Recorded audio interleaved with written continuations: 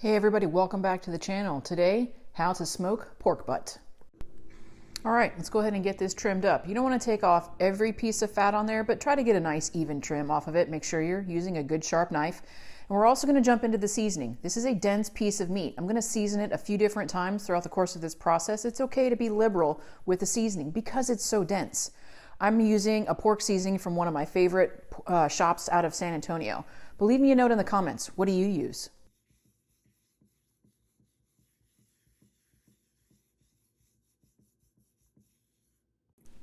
It's time to sauce it up, and don't be afraid to be liberal with the sauce. Just make sure you get it all the way around.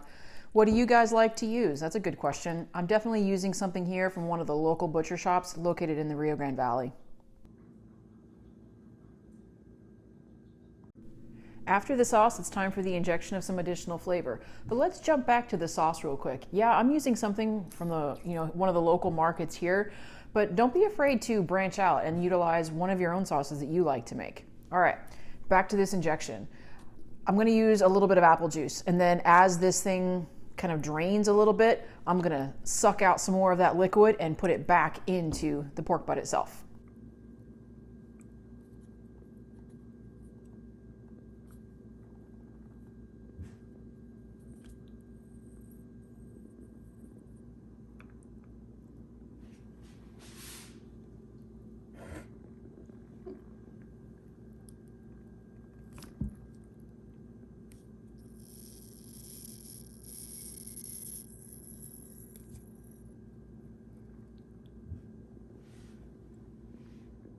All right, it's seasoned, it's sauced, it's injected. Now it's time to let that marinating magic happen. Let's go check on our coals and see if they're ready yet.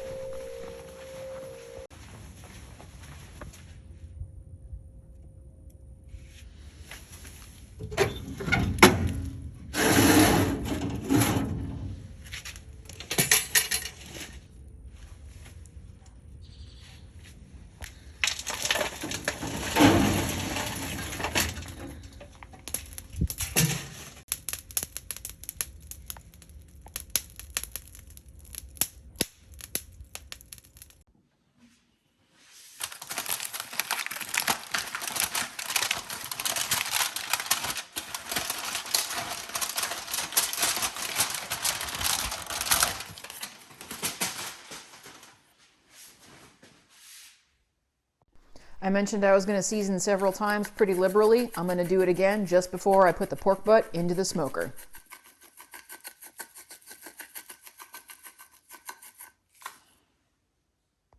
There's actually a fair amount of conversation in the barbecue world when it comes to brining a product versus injecting a product. Just know that if you're brining something, it's going to be great for poultry and pork. It's going to hydrate the meat well. You're going to have a uniformed season, and sometimes it could come out a little bit more tender.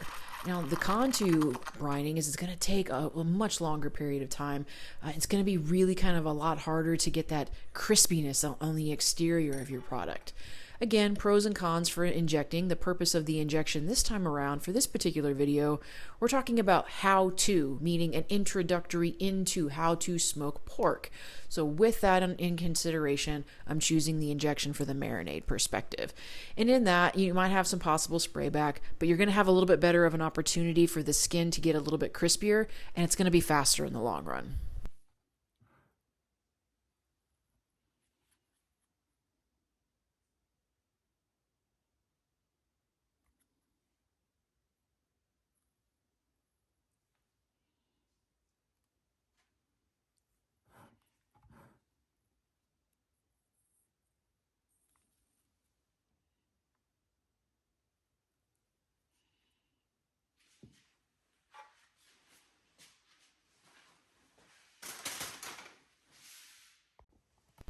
Now, I'm not sponsored by Meter, the meat thermometer, but I don't mind sharing a little bit more about a product that I really like. You're going to be able to see some of the screen shares and screen recordings for this, so hopefully you can get a better idea as to how it works.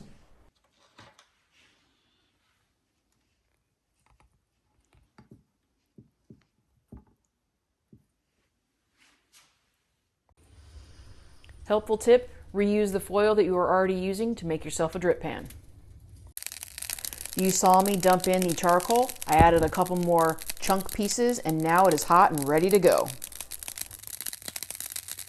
All right, a quick screen recording of how I'm setting up this particular cook on my meter thermometer. You set your parameters, so you just kind of click onto the cook setup. You choose your protein, you choose the specific type of cut, and then you choose your desired temperature. And then after that, you're going to just want to keep an eye on the app on your phone. All right, it's time to just check in. I want to double check here, make sure that my temperature is holding pretty steady.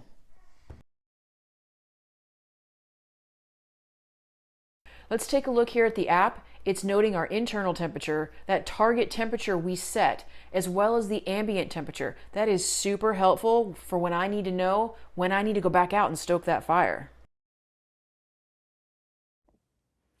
One of my no-nos, things that I just don't really like, is dried pulled pork. Here, I'm going to be re-injecting some of that apple juice marinade back into the pork itself about midway through the smoke. This will help prevent the product from becoming overly dry.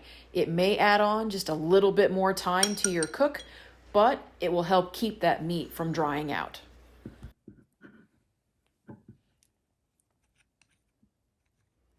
On the topic of injectors, this isn't necessarily a special one. It's just one I picked up at the local store. It does come in really handy and I use it quite frequently, particularly when I'm worried about a large piece of protein drying out.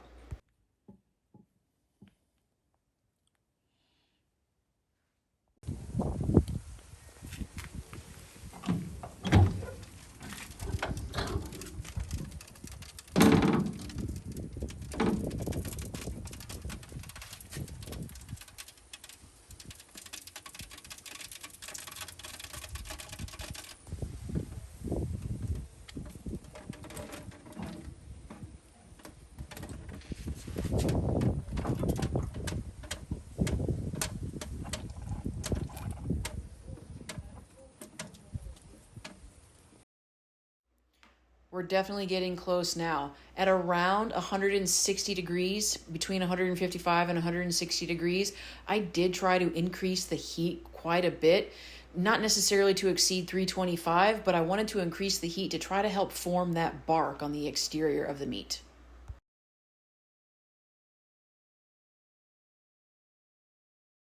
The meter thermometer will tell you when it's time to take your product off of the heat and let it rest. Keep in mind that it'll continue to cook another few degrees. Okay, after we let it rest, it's going to be time to start digging in. But take a look. The bark actually turned out pretty well on the exterior. And then as we're digging into it, you're seeing, gosh, look at that smoke ring.